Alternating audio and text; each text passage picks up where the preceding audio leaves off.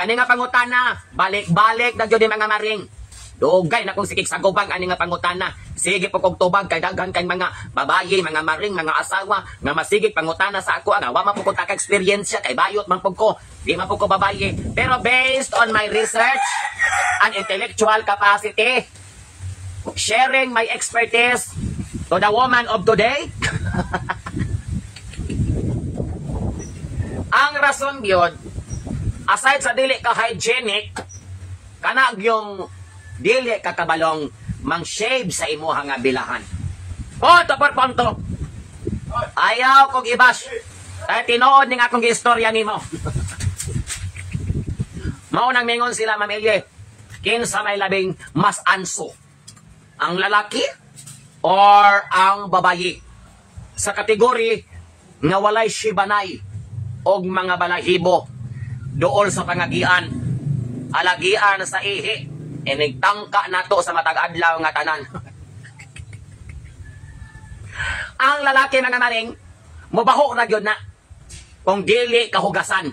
Labi na gikan gadula og volleyball, basketball, or gikan siyang nangargador, or gikan siyang gajogging, galakaw, basta panington ang bugan sa lalaki. Ang baho ni anak pag dili kahugasan, moragyaw giinununan nga sagon dilataan nga adunay ginuguan, pandonggo ug uban pang naa sa ginhawaan nga wa na hiling sa refrigerator og 5 ka bulan. Panos kay sa katanan. Labi nagkaihian sos ko. Makasimhot daw kag baho nga ambot lang ikamatay nimo kung imong suyopon tanan.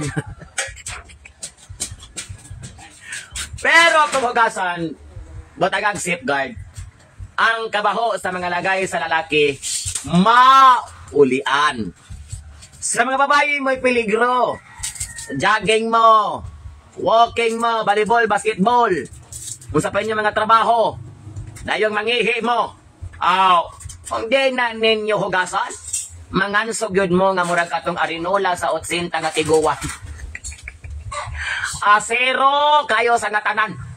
Ineximhot nimo murag mga samad atong bagang kay perting isuga.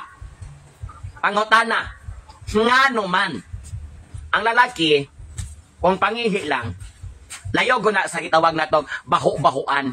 Kay ngano, ang lalaki taas-taas magtubo, ang ihi mulatay pa man, iniglugwa layo man sa balahibo, tumoy ra may kinahanglang trapuhan kay para malimpyo niya ang baho matangtang. Tisyo, iska ko na tubig-tubig sa mga lalaki, limpyo na. Og mababaye, dele ka kabalag maghugas, gikan kang nangihi, o tisyo ra imong gitrapo, na die, you're spreading carbon dioxide, you are suffocating the planet Earth, you are destroying Sierra Madre. You are devastating Mother Nature. O nga naman, ang mga balahibo nga gatobo sa imong ngilit, sa imong bilahan, naamang gyud gatobo pangagian sa imong ilihianan. Og mga malalaki, iwilik-wilik raman. Og mababayi, iwilik-wilik, mga sabligay sa inyong mga paa, nisamot ka anso, na, ambot lamang ninyo. Munang, ang tubag sa pangutana, kinsay mas labing bahuan, lalaki o babae? Babae yun. Nada ko ng baba, pultahan, alagyan sa ihi. Tas ko apay balhibo nga pirting pagkalagbunga, walay shave. Laliman ka?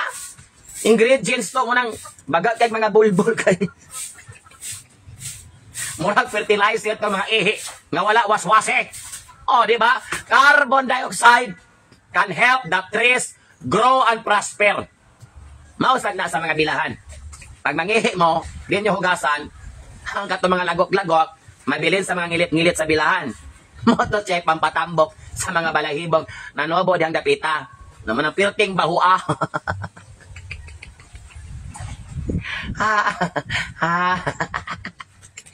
Masoko na ko. Ayaw mo kasoko. Because that is the reality.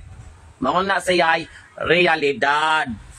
Be hygienic para ang mga lalaki dili magkaanek-anek. Kay dili makasimhot og makapanik. Kay ang bilahan nga walay hugas, bahong long neck. Ay, istorya ning ato ha. Istorya ning ato. No, na po imang baje. Kabayo ta. Imo gud ming lupig-lupigon mga babae dili. Comparison man na siya maring. Tubag man as pangutana.